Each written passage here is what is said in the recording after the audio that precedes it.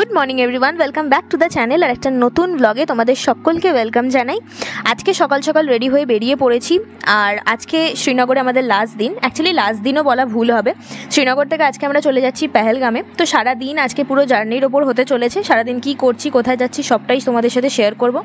আপাতত সকাল সকাল একদম রেডি ফেডি হয়ে চলে এসেছি খেতে, মানে ব্রেকফাস্ট করতে। এই যে ধাবাটা দেখতে পাচ্ছ, ধাবা না অ্যাকচুয়ালি একটা রেস্টুরেন্ট, বাঙালি রেস্টুরেন্ট, যেটাতে এখন মানে শ্রীনগরে যত কটা দিন আমরা ছিলাম তত কটা দিন আমরা যেখানে খাচ্ছিলাম আর কি। তো বেশ সুন্দর ঘরোয়া পরিবেশ আর খাবার দাবারও বেশ ভালো, তাই জন্য এখানেই এলাম আমরা আপাতত ব্রেকফাস্ট করতে। লাগেজ এখনও কিছু নামিয়ে আনিনি আমরা নিচে, মানে হোটেলের নিচে। হোটেলের মধ্যেই রুমেতেই সমস্ত কিছু আছে, তবে সমস্ত কিছু প্যাকিং ডান। আর এখন আপাতত ব্রেকফাস্ট সেরে আমরা চলে এসেছি হোটেলে। এই হচ্ছে আমাদের হোটেল যেটাতে আমরা ছিলাম, হোটেল কাশ্মীর ইন। বেশ ভালো ব্যবস্থা। তো তোমরা যদি চাও তাহলে আমাকে কমেন্টে জানিও, আমি ডিটেলস দিয়ে দেবো, মানে ওদের কন্ট্যাক্ট ডিটেলস। আপাতত সমস্ত কিছু নিয়ে বেরিয়ে পড়লাম আমরা। আজকে হচ্ছে আমাদের যাওয়ার জায়গা হচ্ছে পেহেলগাম। তো সারা দিনটাই আজকে গাড়িতেই কাটতে চলেছে, তাই স্কিপ না করে পুরো ভ্লগটা দেখতে থাকো। অনেক কিছু হতে চলেছে ভ্লগটার মধ্যে, তো স্কিপ করো না কিন্তু কেউ, পুরোটা দেখো।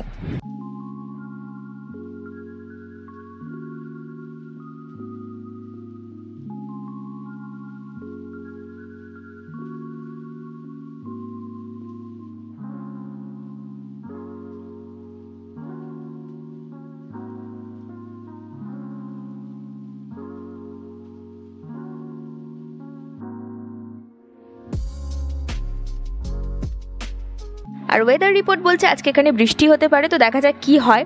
আর অনেকটাই রাস্তা চলে এসেছি। আর এখন যে জায়গাটা দিয়ে আমরা যাচ্ছি তোমরা কতটা বুঝতে পারছো জানি না, তবে এই যে গাছগুলো দেখছো এগুলো কিন্তু সমস্ত আপেল গাছ, মানে দুপাশারই এখানে শুধু আপেলের বাগানে ভর্তি। এখন তো গাছে ফুল হয়ে রয়েছে ভর্তি, কারণ আস্তে আস্তে সময় এগিয়ে আসছে আপেলের সিজনের। আর কিছু মাস পরে এখানে পুরো গাছ ভর্তি আপেল দেখা যাবে। তো হঠাৎ করে গাড়িতে যেতে যেতে আমরা দেখতে পেলাম গাছে আপেল ঝুলছে। এবার তোমরা ভাবছো আপেলের সিজন তো না, তাহলে গাছে আপেলটা এলো কোথা থেকে? এই তো দেখতেই পাচ্ছ তোমরা চোখের সামনে গাছে আপেল ঝুলছে। আমি বলছি তোমাদের ওদের ফান্ডাটা, এই আপেলগুলো কিন্তু একেবারেই নকল, মানে থার্মোকল দিয়ে আপেল বানিয়ে গাছের সাথে আটকে রেখেছে শুধুমাত্র ট্যুরিস্টদের দৃষ্টি আকর্ষণ করার জন্য। তোমরা ভেবো না সত্যি সত্যি আপেল এগুলো। আমরা তো দেখে প্রথমে অবাকই হয়ে গেছিলাম, আমরা ভেবেছিলাম সত্যি সত্যি আপেল হয়ে গেছে বোধহয়, কিন্তু না। আবার পর দেখতে পেলাম যে মোটেই এটা সত্যি সত্যি আপেল না, জাস্ট এমনি ফর শো বানিয়ে রাখা হয়েছে। আপাতত ওই আপেল বাগান দেখতেই নেমেছিলাম, কিন্তু তারপর ভাবলাম যে এখানে টাটকা টাটকা আপেলের জুস বানানো হচ্ছে, তো ভাবলাম যে আমরাও সবাই মিলে একটুখানি খাই জুস। আর ভিতরে এখানে ওনারা সেল করছেন আপেল দিয়েই তৈরি বিভিন্ন রকমের আচার, জ্যাম, জেলি, এই ধরনের। সবাই এখন টেস্ট করতে ব্যস্ত, কারণ ডেফিনেটলি আমরা মানে যেখানেই যাই সেখান থেকে কিছু না কিছু তো আমাদেরকে কিনতেই হবে। তো সেই জন্য এখন সবাই আপেল টেস্ট করছে, আর মানে আপেলের জেলি টেস্ট করছে। আর আমি এসেছি এখানে জুস মেকিংটা তোমাদের সাথে শেয়ার করতে। আপাতত দেখি একটু আপেলের জুস খাই, আর কেমন খেতে সেটা তোমাদের সাথে শেয়ারও করছি। এইটুকু গ্লাসে জুসটা ওরা দিয়েছে বানিয়ে প্রত্যেককে, আর এটার দাম নিয়েছে 50 টাকা করে। বাট হ্যাঁ, আনডাউটেডলি খেতে তো ভালো হবেই, কারণ অবশ্যই টাটকা টাটকা সবে সবে রসটা বানিয়ে দিয়েছে, তো সেটা তো খেতে ভালো হবেই। দোকানের ওই কেনা আপেল জুসের থেকে তো মানে 1000 গুণ বেটার খেতে এটা। আর আপাতত আপেল জুস খেয়ে আচার টাচার কিনে সবাই বেরিয়ে পড়েছি। আর এই দেখো দুপাশারি তোমরা দেখতেই পাচ্ছ পুরো আপেল বাগানে ভর্তি। বিভিন্ন লোকের আর কি, এখানে যারা যারা লোকাল লোকজন আছে তাদেরই ক্ষেত এগুলো, তারাই চাষবাস করে আপেলের। তো পুরো দুদিকটা ভর্তি আপেল বাগান। আমি শুধু ভাবছি যে এখানে যখন আপেলটা হবে তখন কত সুন্দরই না দেখতে লাগবে, পুরো গাছ ভর্তি। এটা তো নকলটাতেই দেখতে এত সুন্দর লাগছে। তো যাই হোক, আপেল জুস খেয়ে আচার টাচার কিনে আবার আমরা রওনা দিয়ে দিলাম পেহেলগামের দিকে। আর ওয়েদার কিন্তু আস্তে আস্তে আরও মেঘলা হয়ে যাচ্ছে, তোমরা দেখে বুঝতেই পারছো আশা করি। তো চলো বাকি রাস্তাটাও যাওয়া যাক, আর একটু পরে আবার আসছি তোমাদের সাথে কথা বলতে।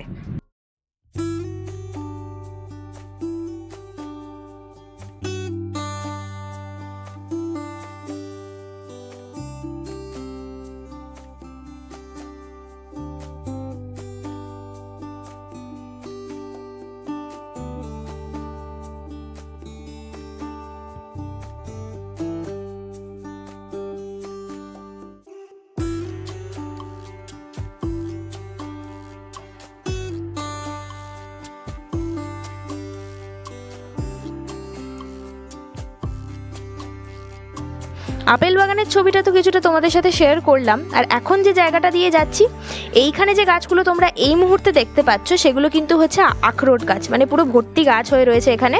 তো দেখো আপেল গাছও দেখালাম, আখরোট গাছও দেখিয়ে দিলাম তোমাদের।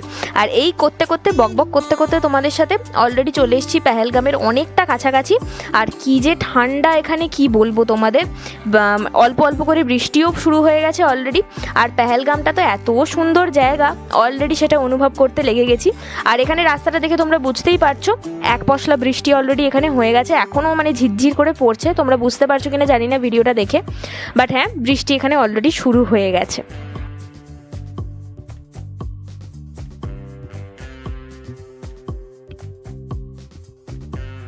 আর অলরেডি আমরা ঢুকে পড়েছি পেহেলগাম মার্কেটের মধ্যে। আর গাড়িতে বসে বসেই সবাই কিনেও ফেলেছে অলরেডি আখরোটের গল্প করতে করতে আখরোট হাতে পেয়েও গেলাম আমরা, অনেকটাই চলে এসেছি। আর জাস্ট একটুখানি এগিয়ে গেলেই আমাদের হোটেল অলরেডি বুক করাই রয়েছে। তো চলো যাওয়া যাক।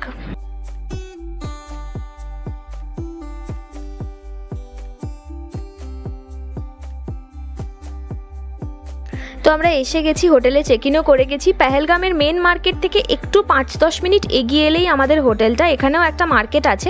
আর ওই হচ্ছে দেখতে পাচ্ছ মেন রাস্তা, যেটা মেন রাস্তা থেকে জাস্ট একটুখানি ঢুকে এলেই এটা হচ্ছে আমাদের হোটেল জাহাঙ্গীর কটেজ। ভীষণই সুন্দর, পরিষ্কার পরিচ্ছন্ন, সাজানো গোছানো। এবার চলো তোমাদেরকে দেখিয়ে দিই আমাদের রুমটা কেমন, আর বাকি তো তোমাদের সাথে শেয়ার করছি আস্তে আস্তে। আর ব্যালকনির ঠিক একটু এগিয়ে এসি, মানে ব্যালকনির পাশেই বলতে গেলে আমাদের এটা রুম। আর বেশ সুন্দর, ছোটোর ওপর পরিষ্কার পরিচ্ছন্ন গোছানো একটা রুম। রুমের মধ্যে 2টো বেড দিয়েছে, সিঙ্গেল বেড একটা দিয়েছে, তো আশা করি শুতে একদমই কোনো অসুবিধা হবে না। তার মধ্যে 3খানা করে ব্ল্যাঙ্কেটও দিয়েছে আবার, বেশ সুন্দর ব্যবস্থা। আমার বাবা তো এখানে এসে অলরেডি পিঠ সোজা করতে লেগেছে। আর সবথেকে ভালো জিনিস হচ্ছে রুমের জানলা থেকে এই হচ্ছে ভিউটা, সামনে পুরো পাহাড় দেখা যাচ্ছে। আর ওপাশের রুমগুলো থেকে তো আরও সুন্দর ভিউ, পাহাড়ের ওপর বরফটাও দেখা যাচ্ছে। বাট হ্যাঁ আজকে এখানে প্রচণ্ড ঠান্ডা, কারণ বৃষ্টি অলরেডি হচ্ছে বাইরে ঝিরঝির করে। তো এখন আপাতত আমরা রুমে এলাম, সমস্ত ব্যাগপত্র রাখলাম, এখন একটুখানি ফ্রেশ হয়ে খেতে বেরোবো বাইরে, কারণ এখনও পর্যন্ত লাঞ্চ হয়নি, দুপুর 3টে বাজে। ফ্রেশ হয়ে আমরা জাস্ট লাঞ্চ করতে বেরোলাম। সামনে একটা বাঙালি ধাবা আছে, যেটার খোঁজ অলরেডি ইউটিউব থেকে আমরা পেয়ে এসেছি, তো সেখানেই আপাতত এখন যাচ্ছি লাঞ্চ করতে।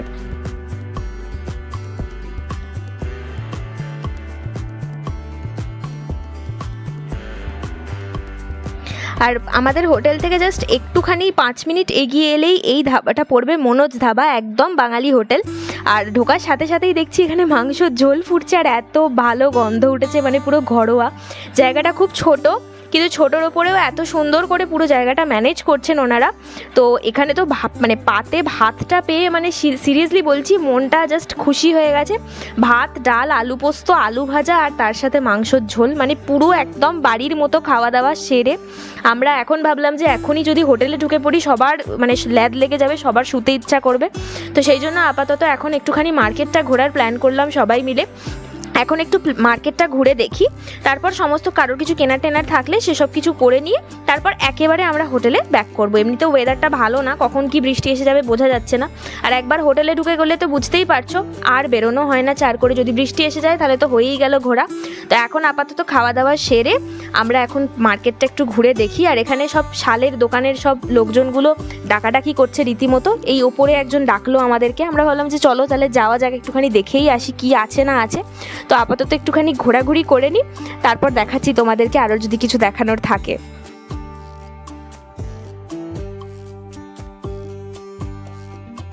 আর এই দোকানটা রীতিমতো খাজানা বলতে পারো, মানে চুড়িদারের পিস থেকে শুরু করে সোয়েটার, চাদর, কি নেই সব কিছুই আছে।